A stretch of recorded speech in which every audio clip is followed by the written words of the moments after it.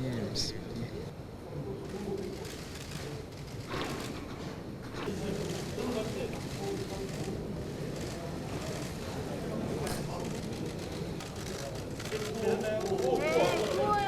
정권하면 교체하시겠습니까?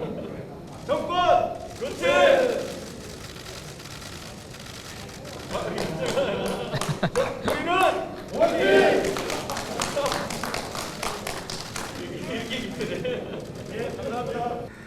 반갑습니다. 호남은 의향이자 예향입니다. 정의로운 고장 광주에 와서 호남 분들께 인사를 드리고 또 국민의힘 최고위원회를 열게 되어서 진심으로 반갑고 고마운 인사를 드립니다. 저는 어린 시절 고향 제주를 갈 때면 호남선을 타고 와서 목포에서 배를 타고 갔었습니다. 푸른 꿈을 앓고 대학을 간 이후에는 광주 5.18의 진실을 알고 나서는 20대 청춘 모두를 민주화 운동에 바쳤었습니다. 30대의 젊은 나이로 보수정당의 개혁을 위해 한나라당에 들어간 이후에도 우리 호남과 지역구도를 깨고 함께 할 수 있는 그러한 당을 만들기 위해서 20년간 줄기차게 노력을 해왔습니다. 이제 국민의 힘에 대해서 호남 여러분들께서도 눈길을 돌려주고 계신 것을 잘 알고 감사하게 생각합니다. 우리가 정말 잘해야 된다고 생각합니다. 우선 정의로운 광주 호남 시민 여러분, 민주주의는 실패한 정권은 교체해 주는 것이 민주주의입니다.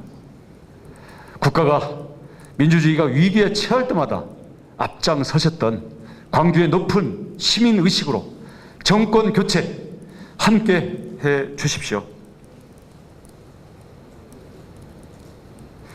지금 전국을 부동산 개발 부패 떼도둑들로 뉴스를 덮고 있는 대장동 비리의 몸통이자 수괴인 이재명 후보, 광주 호남 여러분, 여러분들이 지지할 후보로서 부끄럽지 않으십니까?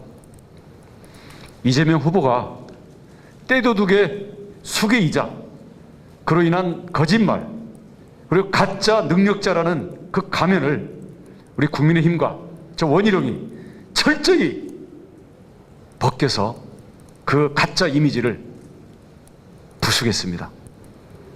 어제 끝난 민주당 경선, 이재명 후보가 비록 당선이 됐습니다.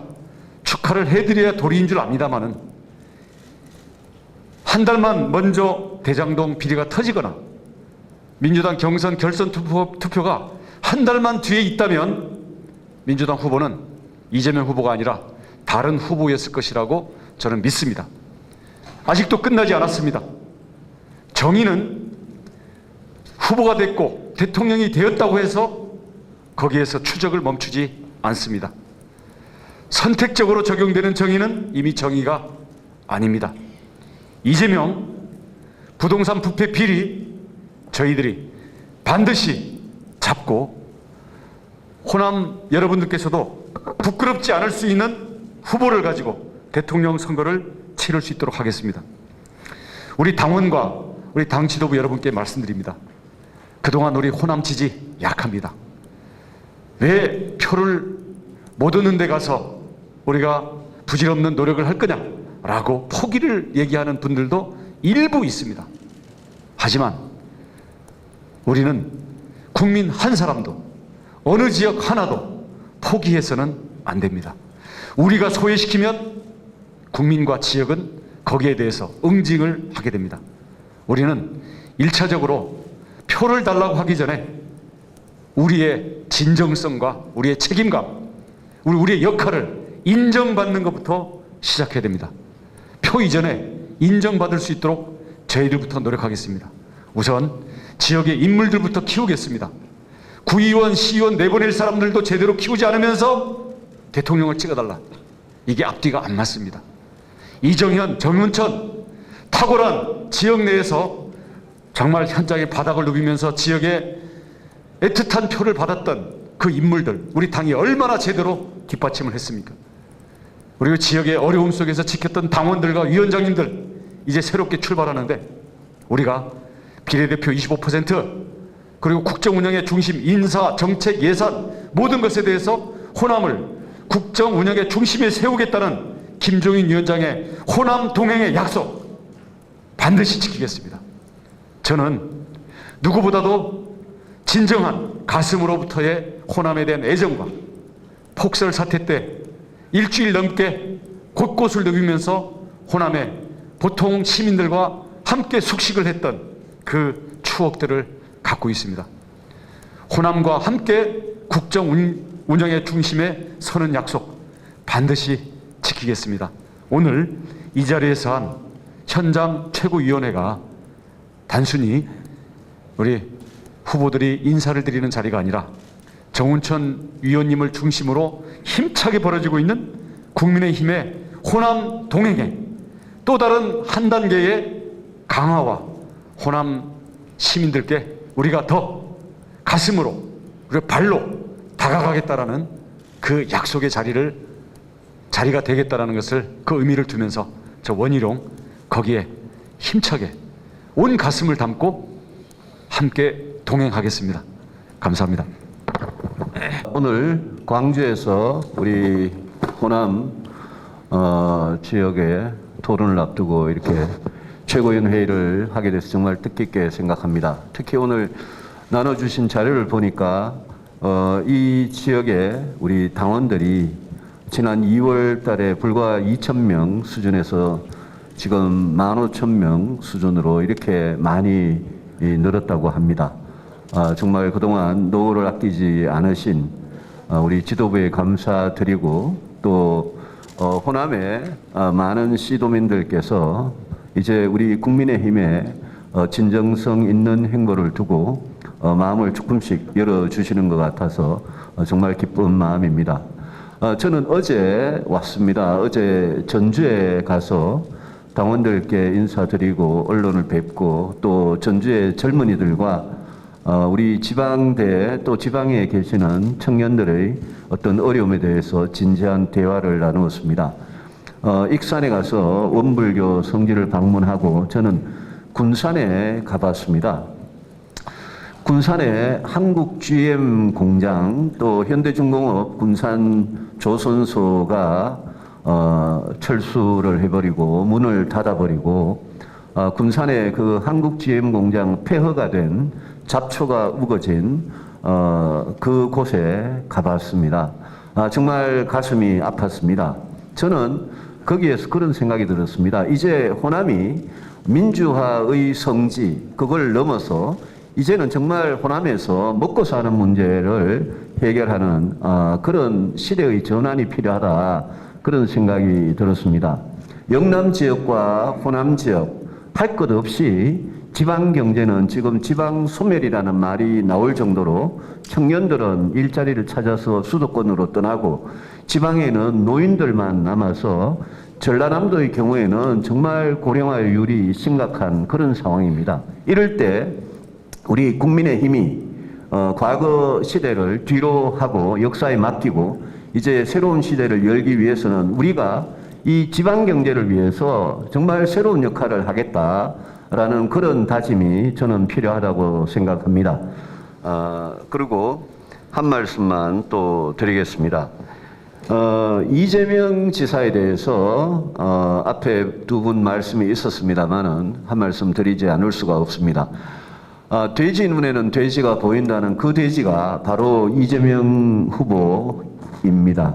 어제 민주당 마지막 전당대회에서 이재명 후보가 불과 0.29%포인트를 더 얻어서 결선 투표 없이 후보가 되었다고 합니다.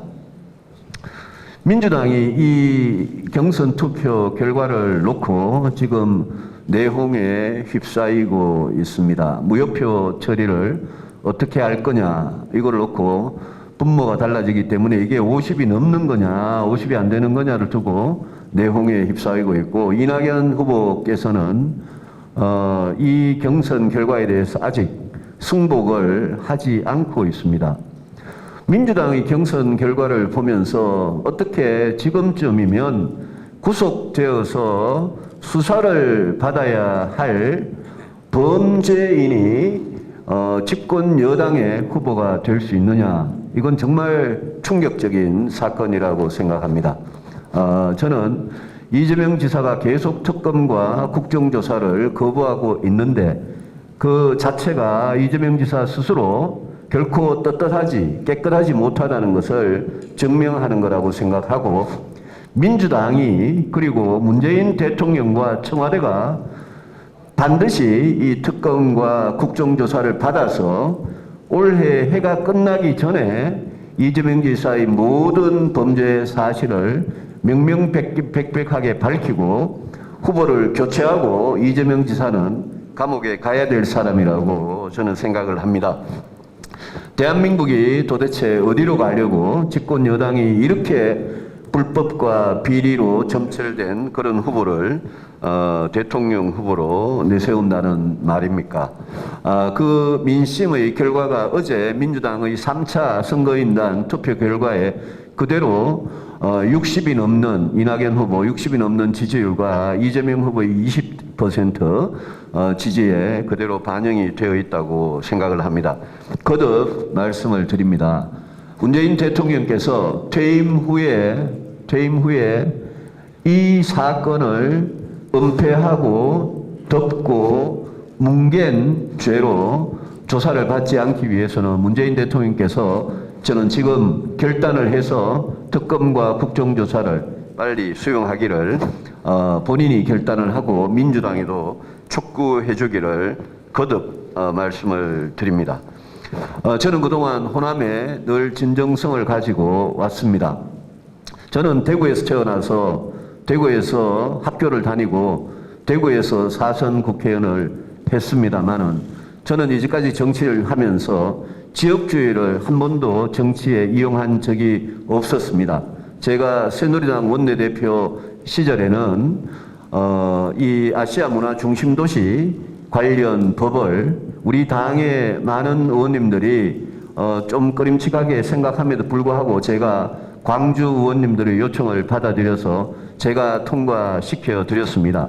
그 법 때문에 제가 대구 경북에서 혼이 나고 아직도 많이 어려움을 겪고 있지만 저는 영남이든 호남이든 지역 발전을 위해서라면 이제까지 한 번도 다른 생각을 하지 않았습니다. 또 이곳 광주에서 가장 중요한 문제가 되고 있는 광주 군공항 이전 문제에 대해서도 제가 군공항 이전 및 보상에 관한 특별법, 그걸 제가 8년에 걸쳐서 국방위원장 시절에 만들어서 그걸로 지금 광주와 대구 또 수원의 군공항이 이전이 되고 있는 중입니다.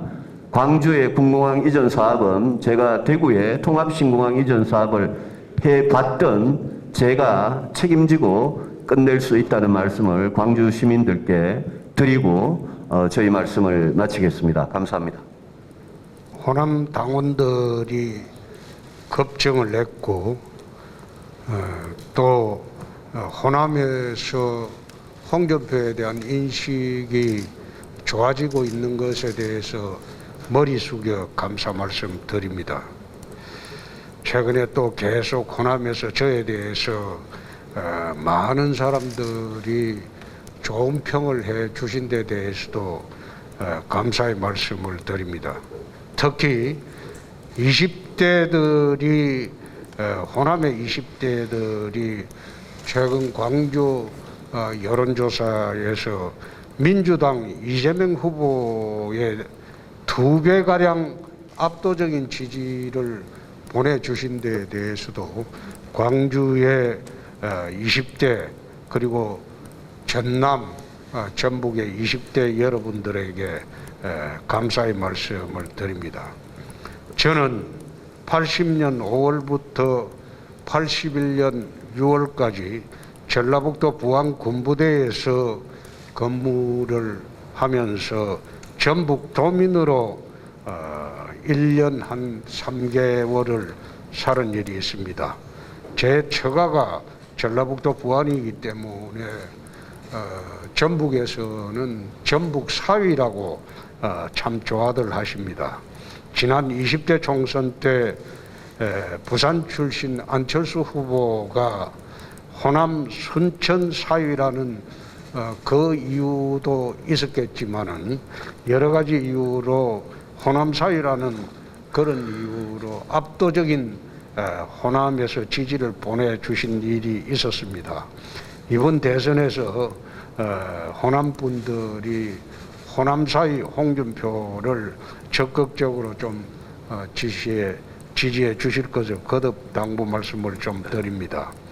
또 91년 3월부터 92년 7월까지 광주지검 검사를 하면서 조직폭력배를 수사를 한 일이 있습니다. 그때는 광주 북구 우산동에서 1년 반 정도 살았습니다. 전북과 전남에 동시에 전북 도민을 해본 일도 있고 전남 그리고 광주 시민을 해본 일도 있었습니다. 그래서 저는 이번 대선에서 역대 대선에서 우리 당 후보들이 거의 한 자리 숫자로 득표를 늘 해왔는데 홍준표가 나가면 호남 사이라는 그 이점뿐만 아니라 호남과의 깊은 인연 때문에 호남에서 20%가량 득표를 목표로 띄고 있습니다. 잘 도와주시기 바랍니다.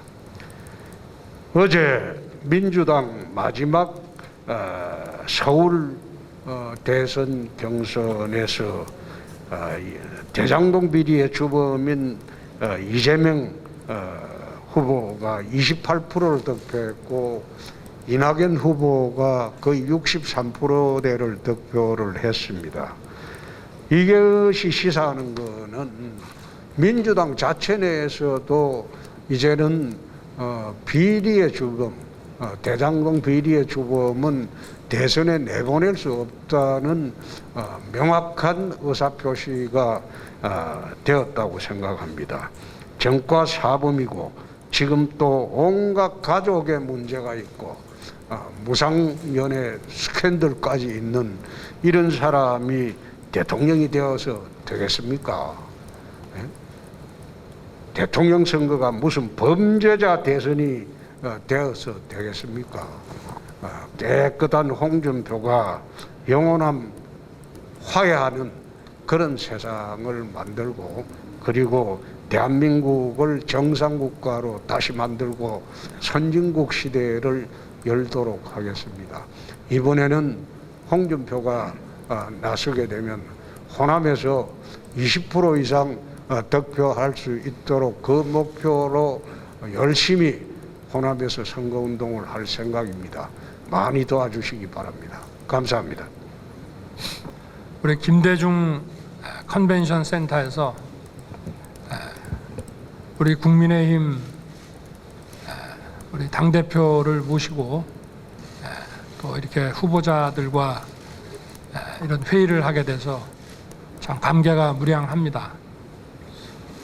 우리나라 정치인 중에 김대중 대통령만큼 핍박과 이 마타도에 시달린 그런 정치인이 없었습니다.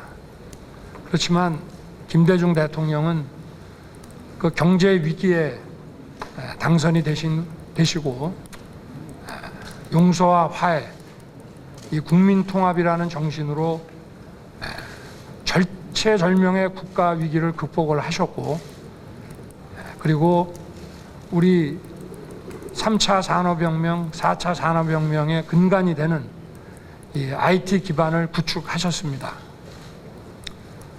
지금 코로나로 전 세계가 어렵습니다만 특히 우리나라는 잘못된 경제 정책과 이 코로나가 합쳐서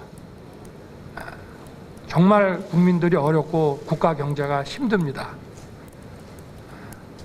우리가 이것을 해결해 나가는 방법은 바로 우리가 여기 앉아 있는 이 컨벤션 센터의 우리 추모를 하는 우리 김대중 이 전 대통령의 정신을 이어받아서 이 통합의 정신으로 국민이 하나가 되어 극복할 수 있는 것이라고 저는 생각합니다. 김대중 대통령께서는 늘 자유민주주의, 그다음에 시장주의, 그리고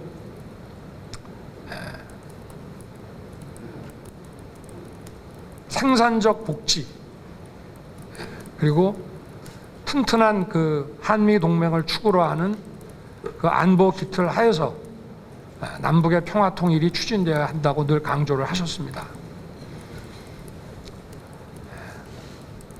오늘 5.18 민주묘지를 찾아뵀지만 5.18의 정신이 무엇입니까? 5.18의 정신은 자유민주주의를 지키고자 저항한 정신입니다.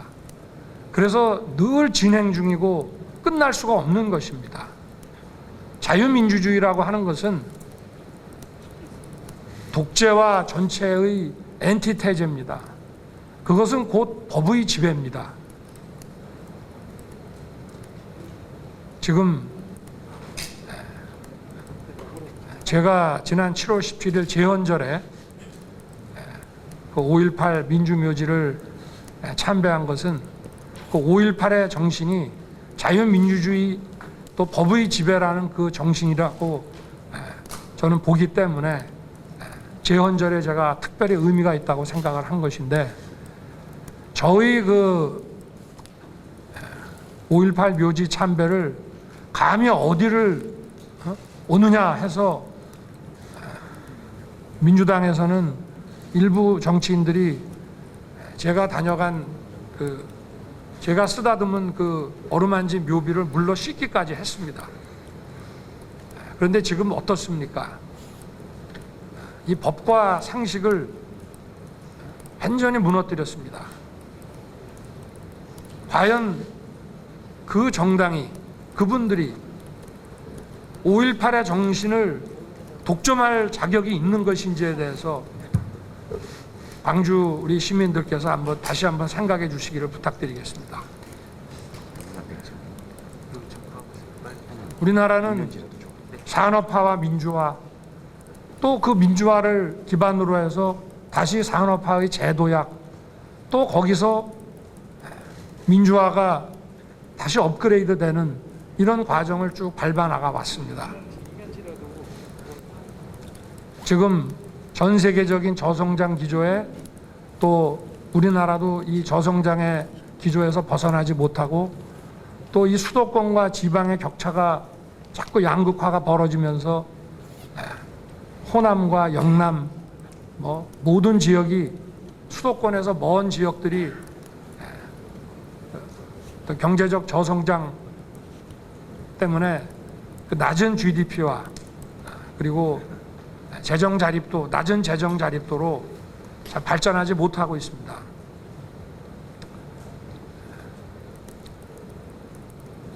이 지역 경제를 활성화하고, 또 이 호남 지역도 새로운 그 4차 산업 그 혁명의 기술 기반으로 다시 한번 도약을 해서 이 민주화와 산업화의 그 결실을 누려야 할 때가 왔습니다. 여기서 가장 중요한 것은 자유민주주의 법치이고, 그리고 국민 통합입니다. 오늘 이 김대중 컨벤션 센터에서 우리 국민의힘이 여기서 회의를 갖게 된 것은 다름 아니라 우리 국민의 힘도 더욱 변화하겠다는 국민에 대한, 그리고 호남인들에 대한 다짐이라고 생각합니다. 많이 지켜봐 주시고 우리 호남인들의 열망에 부응하도록 최선을 다하겠습니다. 감사합니다.